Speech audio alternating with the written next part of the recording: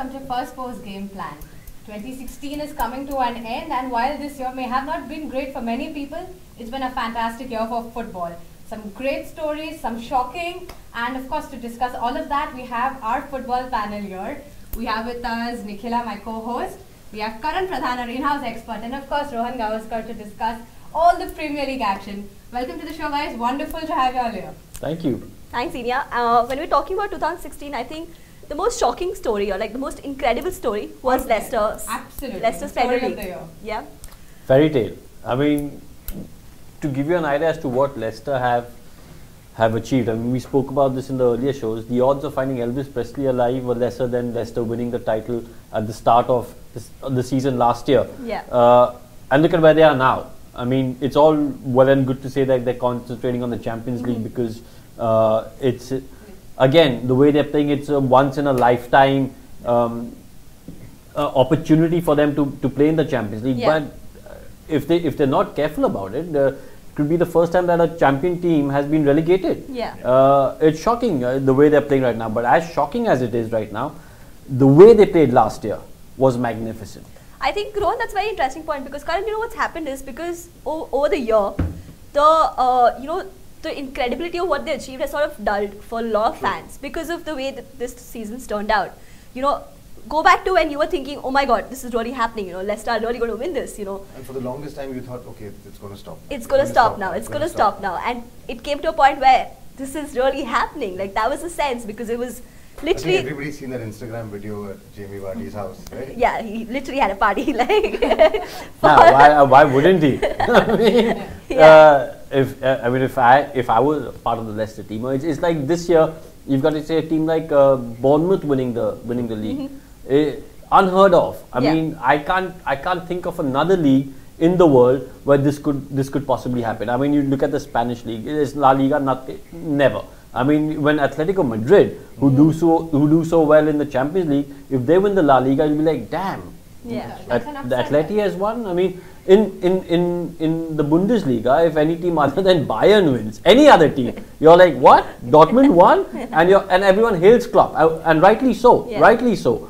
But look, so that's what I mean. That's why we all love the Premier League because a team like Leicester can win. And yes, it is a bit of a shock, but. If there's any league where this can happen, it's the Premier League. I think the closest any other league, especially a European league, came to that was when Montpellier won the French league. Yeah, yeah. But apart from that, it's just dark. Well, over the last, I mean, if you look at when Valencia won with Rafa Benitez as coach in the Spanish league, that also was again. But then breaking those were outsiders, those were dark horses, zebras coming into play. Yeah, because when the season started last year, Leicester were the most favourite team to get relegated. Yeah. In the first week. No, absolutely. That's how bad the stakes were, and then they went on to completely reverse that. There was a stat again in December, last December, where they compared where Leicester were the previous year. They were bottom of the table, and in December 2015 they were top of the tree. Yeah. December 2014, when Nigel Pearson was in charge, they were bottom. I mean, they were tipped to go down. They managed to survive. Managed to scrape through a few controversies during the off season, and like I said, fairy tale ending. Yeah, Karan, December 2015. Yeah. Before Arsenal looked very strong to sort of win the league. I think that was the best chance in over a decade to run away with it. All the other teams were in some sort of disrepair. Yeah. They had some issues they were dealing with, whether it was personnel issues, whether it was management issues. It was there for the taking, but it just couldn't close the gap. But no, I think that's also because, do you think it was Wenger's stubbornness not to go and buy a striker? I definitely think so. In the winter transfer window, I mean, if he had gone and bought a striker, at that point in December, Leicester were on top, but you still felt like you said, Arsenal had the best chance of winning the league. Yeah. I mean, the thing with Wenger is it's half stubbornness and it's also equal parts faith in his team. Are you in the Wenger in or Wenger out? Oh, I'm in Wenger very in. Wenger in. I think this is probably the best panel for a So you're not a Piers Morgan fan? No, absolutely not. I'm the Piers So are you a Claude fan? Who fan? Arsenal TV have that Claude. Claude and Ty. Yeah. Claude is very, his opinions swing like a Yeah, pendulum. yeah. So I am very consistently. Okay. Okay, coming back to the Premier League and what happened last season. Another team, I think I kind of feel more than Arsenal. When you look at how the teams fared, Tottenham were very, very good till a point. They were. You know, they were playing some of the best football last season. You know, they were second, trailing Leicester till a point, till April happened for them. So from there to this season, you know, like when we sort of like we're comparing what's happened over the year, coming to this season, you know, all Chelsea, City, United, they all went out. They decided, okay, enough was enough. Right. How do you see this season fare, you know, so far? Well, they went out, made some fundamental changes. Some didn't have to. So Tottenham didn't have to change their manager. Chelsea, Man City, United went and got new managers. Liverpool, well, Klopp hasn't had a full season, so you could say it's his first full season where he got free reign of which players to buy, which players not to hang on to, which players to send home from the US. So this was where you saw these gems of world football management come to one place. And you know, the start of the season, you didn't expect to see Mourinho struggle. You didn't expect to see anything but Pep Guardiola leading his team to wins. Slowly that started to, you know, equalize a little bit. Yeah. It began to get to some sort of average. And now you're seeing what the frailties and the you know, strengths that these managers brought to their team. Yeah. And I think a lot has to do with the transfers that they initiated. Yeah, but these managerial changes also, and I remember we often discuss what happens when all these big names are together. But to see Conte sort of race ahead with it, a lot of us didn't see it coming. As you said, we thought, you know, Pep would be the one who's running away with it. Well, Conte again, you've got to say, I mean, full credit to him. But by accident, I mean, he had to switch to a back three, and that back three's worked magnificently for him because of injuries. He had to switch to a back three, and it's worked magnificently for him. With regards to Pep, I mean, the way they started, the way Man City started. 10-match winning yeah, streak. I mean, 10-4-0, and you thought, no, damn, is there any team that's going to catch them? They looked completely like it was going to be a one-horse race. But again, I know a lot of people say like Pep doesn't have, he's never really been involved in a league which is so competitive. It's either been Bayern where he's been, you know, complete favourites, or with Barcelona with the team that he had. I mean, they say the greatest club team to have ever played the game. So look, it's a new challenge for Pep. That's not to say that he can't win the league, because they're still in the mix. They're still in, and you know, it's not too late. You know, Conte is new to the Premier League. People talk about Conte. If you know what happens if Costa and Eden Hazard get injured, you know, who's he going to rely on? They've been lucky with injuries, no real suspension. Diego Costa, I mean, bad boy is turned into good boy. He was on 4 yellow cards for the longest time. Conveniently got a 5th yellow just before the Christmas break, so he could enjoy Christmas. But look, you know, so I mean, he's also managed to curb his aggressive instincts, and we're seeing the best of Diego Costa. So full marks to Conte for that. And what do you think about Mourinho? You know, his report card so far, 18 game weeks in. So he started with this very divisive approach where he had bought Mkhitaryan, for example, and he was keeping him on the bench. Yeah.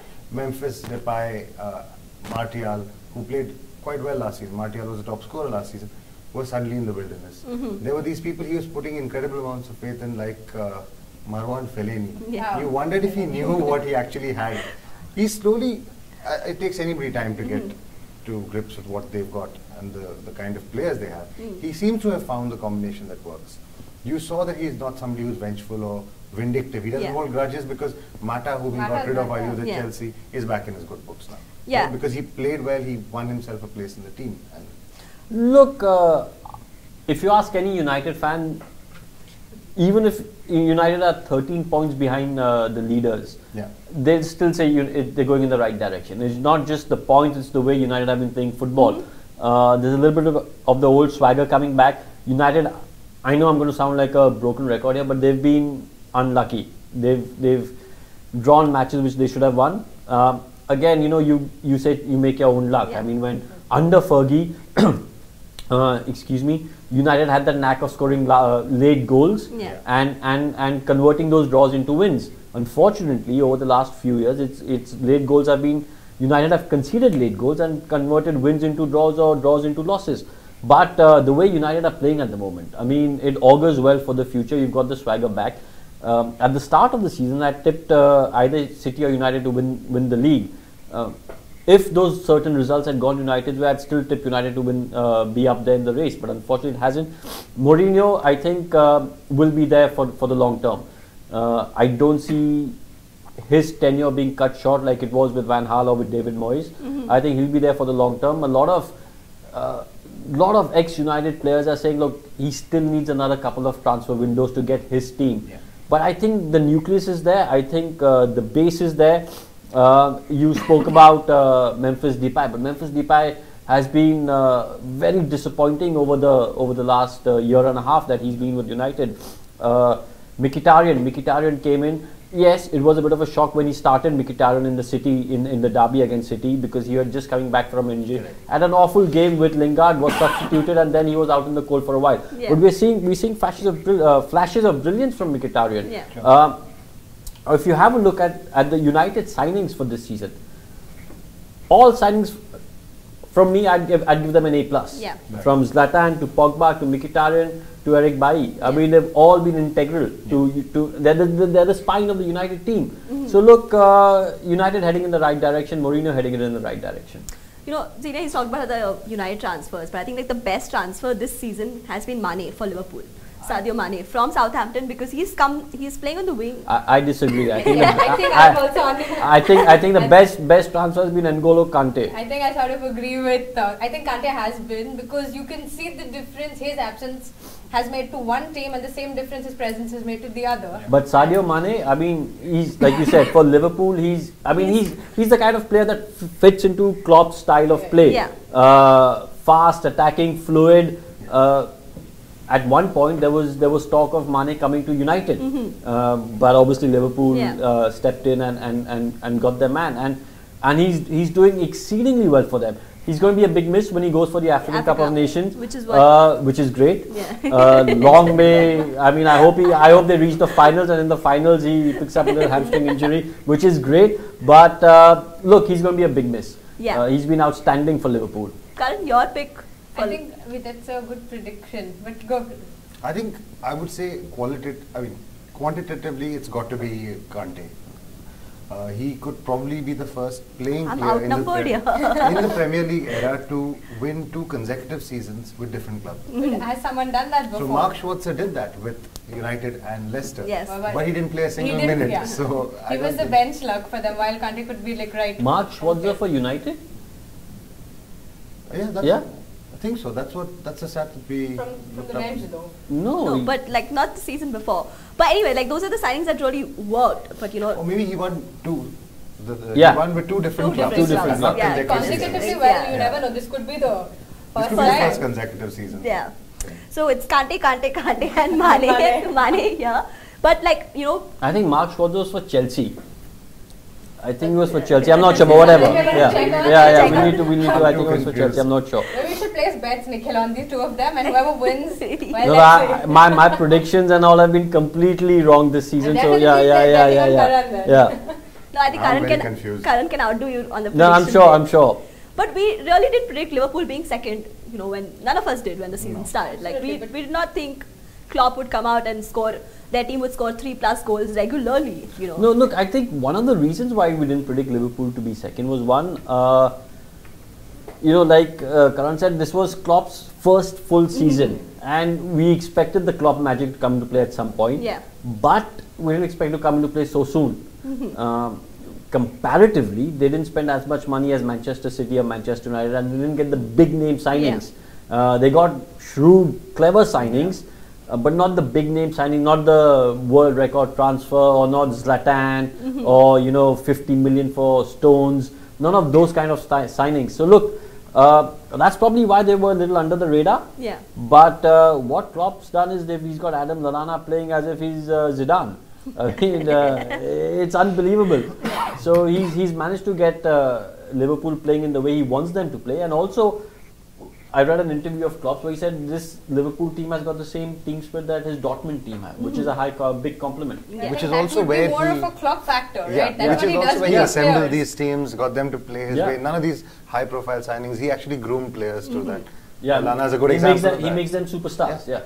Well, but you know, Arsenal sort of follow that philosophy as well. You know, they tend to stick to that. But do you think maybe Wenger this season was under pressure to, go get those big names? Not necessarily. If you look at the past few seasons, you had Mesut Ozil coming, Yeah. you had Sanchez coming. So it's also to do with the amount of money at his disposal, right? This season, you saw a lot of spending. Yeah. I think £100 million worth of spending. You got Granit Xhaka, Lucas Perez, Shkodran Mustafi, Rob Holding for princely 2 million some. But there was a lot of spending, and you could see the areas he was strengthening. He got one striker, certainly. I mean, you need a backup option because Welbeck was out. Yes. Walcott had said at the start of the season that, centre forward might not be my thing.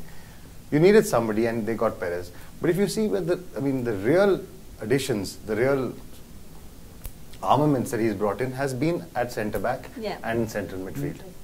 Yeah, but what about his tweak in Forward strategy. positional plays? He's got Walcott to go on the wing now, and he's got Sanchez playing centre forward. I mean, it was the other way around in the previous season, and that I think has also worked for him. So apart from the transfers, obviously, the tactics have made a huge difference, which is why Giroud spends most of his time on the bench. Yeah. Because you don't have a static target man anymore. You've got somebody who runs circles. He interchanges roles with Mesut Ozil. People cut in from the wings.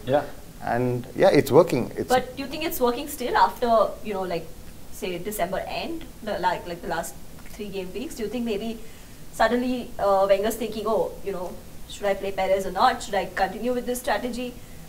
Cazorla is obviously out for a while. I don't think it's a strategy that's failing so much as the players' own constitution. Okay. Right? So either they were tired or they were just jaded. But Everton and City were not. You can't blame the tactics for it. It was the players and possibly some of the choice in central midfield that. Well, look, Cazorla, like you said, he's their Santa Claus. Really, honestly, because he makes the Gunners happy. He's been such a big miss for them. He's that cog where everyone, in the Arsenal midfield works around him. I think he's been a big miss. The sooner they get him back on the park, it's going to be better. Look, there are 2 ways of looking at Arsenal at the moment. One is they were top of the tree not so while ago. Now they're suddenly a few points behind. But they're also grinding out results. I mean, last year, not last year, you always said that, do Arsenal have a soft, are there a soft touch? But they're getting those last minute goals and showing that they're not giving up. Now, if I was an Arsenal fan, that would be the positive that I take from it. But, is this Arsenal? Is December the new November for Arsenal? Climate change has caused winters to get delayed. So. Speaking of, I think, Arsenal matches, we have to talk about the best games this season. And mine surprisingly did include Arsenal, but at the other spectrum of what we're talking about. Chelsea-Arsenal was quite the turning point for this season, I believe, and as do a lot of Chelsea fans, I'm sure. They haven't lost since then. And before that, well, they were completely at a loss. I mean, we were talking about the combination. As an Arsenal fan, do you agree that that has been the turning point this season, or do you have another match to sort of... No, I completely agree. That was where they were prodded one time too many and decided, okay, this is not working. Because if you saw everything that happened there, 1, they changed their system, their entire system. 2, it was one of the last times Costa got a card for bad behavior. After that, he suddenly, as Rohan pointed out, became the good boy. Because everybody, the entire Gunnar Massive was celebrating not just the result, but the fact that Costa got carded, that Gabriel kept his cool. Yeah, but that's because of the history between... Exactly. After that, he transformed as Chelsea did. He was no longer the only focal point for goals. Goals were coming from everywhere. Pedro, who seemed to be a lost cause, is now scoring goals as well. Everybody's coming to the party there. Right. Nikhila, what about you? What would be your favorite match this season? Well, it's... Wait, did you say favorite or turning point? I'm just tweaking it. Well, I would, it's not just because, it's the United game that I enjoyed the most was against Leicester.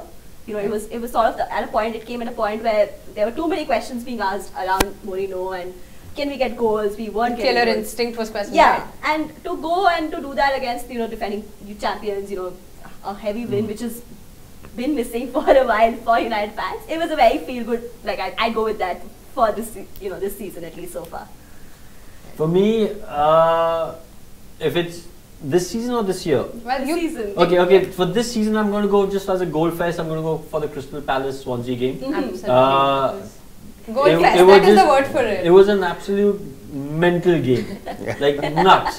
But in the calendar year, if I had to choose one, I'm going to go for the FA Cup final. Of course. Well, trophies matter, right? And FA Cup, it's the FA Cup, it's a big trophy. But you know, I like how it becomes a big trophy depending on who wins Oh, it, by yeah. the way. No, look, I'll tell you, the FA Cup's always a big trophy. Unless I it's think it's Arsenal. the EFL and the Charity Shield, then who Yeah. wins that then? Or the It's either a Emirates. warm-up game or it's a Or it's trophy a to add to your non-trophy. Yeah. but you know that Crystal Palace Swansea game was probably Rob Bradley's legacy in Yeah, a that's going to be the very short tenure, like just 11 games, and that was one game that stands out for him. Of course, he's the latest manager who got sacked. It's not he wasn't the first. Yeah, Pardew won that sack. There's been a sack race, literally. Yeah, and this happens every season. You see that Yeah. these very abrupt decisions made. Suddenly a manager's out. Who do you think is getting sacked next? Well, the thing is, as you have more and more money in the you wishes. I'm kidding.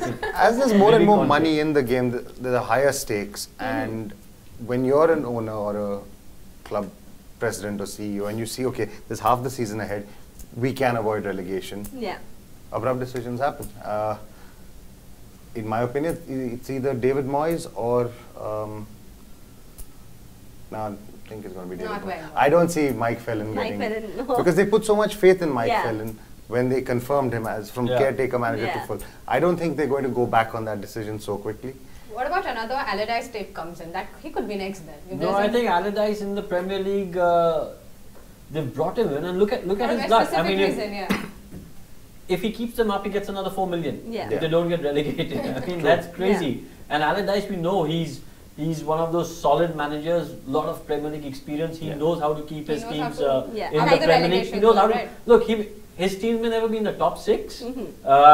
Like he once famously said, if I managed a big club, if my name was Sam Allardyce, Allardyce, yeah. I'd be managing Madrid. But I don't think that. I think that ship has sailed for him. So I think if he manages to keep Palace in the top flight, gets another 4 million, and next year he'll have money to spend and sure. mold the team in his image.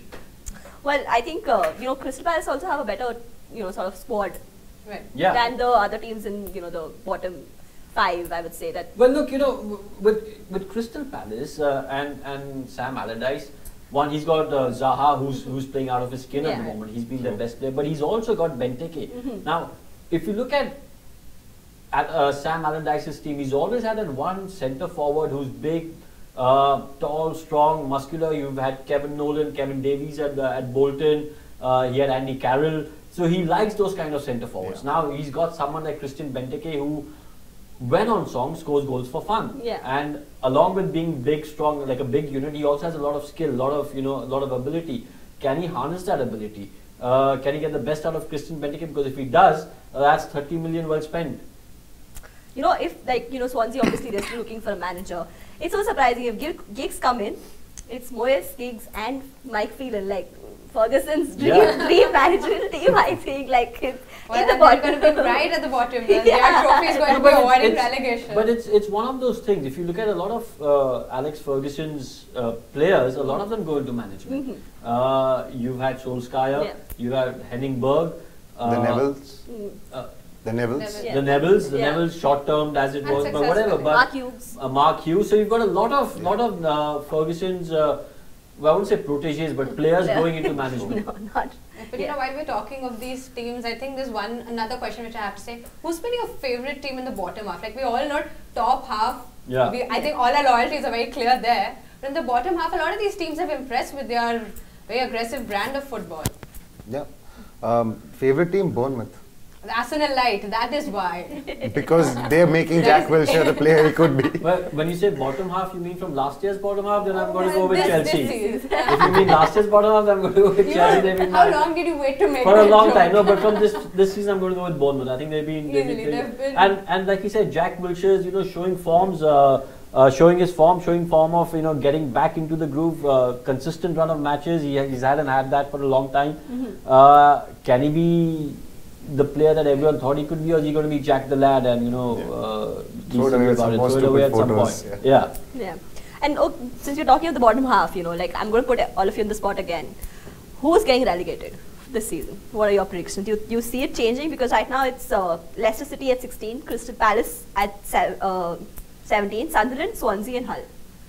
Do you see the bottom 3 changing? I don't see it changing. I think If Crystal Palace hadn't got Sam Allardyce, I would have said Crystal Palace would have been in the mix. But I think now they'll survive, and I don't see these Hull City, Swansea, or Sunderland surviving. Yeah. Swansea would, definitely, the kind of turmoil they're going through, 2 managers already. Yeah. They seem quite done and out, I kind of feel. Well, that's something we all agree on. That's a shocker. I think at the end of this season, you'll actually see the guys at St. James's Park, or whatever it's called these days, flying that plane over the Stadium of Light, like the Sunderland fans did last season. Yeah, that would be a good moment for them. As you said, there's something we agree on. Especially since Newcastle have a good chance of getting promoted. Exactly. Precisely. They're number 2, I think, at the moment in the Benitez has stuck around with them. Yeah, but I think because I think when he went to Newcastle last year, he would have spoken to Mike Ashley and said, look, if we do go down, I need full control. And Benitez is loved at the moment. Someone the other day was telling me that a Liverpool fan was saying that Benitez was number 1 at Newcastle in the Championship. I think Liverpool were number 1 in the Premier League, and Balotelli at Nice was number 1. Okay, you're saying all Liverpool players at number 1. The extended family. Yeah. All over. I know there is one way where we can, now that you've said there's something we agree on, I know there's one part where all of us will definitely disagree. I think that's the top 3. At the end of the season. End of this season. Like, I think it really will time to get the crystal ball out. And who do you all see doing this? Okay, so I think I'll go first because, well. And I think we should freeze frame it so that when it's May, we can sort of get these people back and let's see how good they are at predicting. So these are my predictions for it's Chelsea, City, Liverpool. I'm going to mention I see United finishing 4th. I know that 4th spot isn't. I'm going to go next. I'm saying my heart somehow still says United. Those are my predictions. My heart says United. Somehow still that they will win the league somehow. I don't know. But my head says Chelsea, City, Liverpool. Who copied whom? I don't know. I think it's just how United fans think. Yeah, both of you are going like 4th United Champions League. Yeah, because look, out of these 3 teams, which team would you rather as a United fan win? City or Liverpool or Chelsea? That's true. I am speaking very objectively. Not as a United fan, but okay, like speaking as a fan, maybe it's India. Well, as a Premier League neutral, this is my team, and so you clearly see it upside down. And which exactly shows just how much I care about Chelsea winning this. But honestly, as you were saying, if we go by the heart, I really want Liverpool this time. Why? It would be a good story. Because it would, next year while we're wrapping 2017, we could be like fairy tale Leicester 1 year, fairy tale Liverpool. No, but it's not a fairy tale because Liverpool have always had. They've got the history, they've got the players, they've got the manager. But so it wouldn't really be a fairy tale. It would. They came close the season when I'm sure Gerrard the fans would slipped differ over. for them. That will be No, their of course. story. No, of course, because they've gone 26 years without winning, so it would make for a wonderful story. No, I don't think it would make for a wonderful story We at need all. a drum It will be a roll. story. Wonderful. Let's not get too excited. Yes, that's like just Karan. I'm not delusional. I am glad we have that I'm on definitely record. serious. We have this on record, and now we will see. Huh? So I think It's most this of us this agree is the it's not season. going to Manchester too. It's definitely not going to Manchester. So 1 down already. I'm 1 down already, but like I Well, said, my heart still says United, but let's see. Let's see what 2017 holds for us. And I think on that note, thank you so much. It has been a wonderful discussion, as Premier League discussions always are. And thanks to all our viewers for tuning in.